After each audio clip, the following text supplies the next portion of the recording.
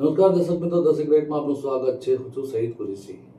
પાલનપુર ખાતે આજે પાલનપુર નગરપાલિકાના પ્રમુખ તરીકે સુનિતાબેન તથા ઉપપ્રમુખ તરીકે દશરથસિંહ સોલંકીએ વિધિવત રીતે કાર્યભાર સંભાળી લીધો હતો. સાથે જ નાગજીભાઈ દેસાઈએ પણ પોતાની જવાબદારીનો ચાર્જ સ્વીકાર્યો હતો. આ પ્રસંગે મોટી સંખ્યામાં શુભેચ્છકો, આગેવાનો તેમજ સમર્થકો ઉપસ્થિત રહ્યા હતા અને નવી ટીમને શુભકામનાઓ પાઠવી હતી. સમગ્ર કાર્યક્રમ દરમિયાન ઉત્સાહભર્યું વાતાવરણ જોવા મળ્યું હતું.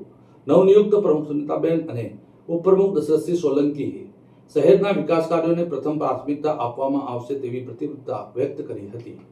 શહેરના માર્ગો, સફાઈ, પાણી સહિતના પ્રજાલક્ષી પ્રશ્નોના ઝડપી નિરાકરણ માટે કાર્ય કરવામાં આવશે તેવી પણ ખાતરી આપવામાં આવી હતી.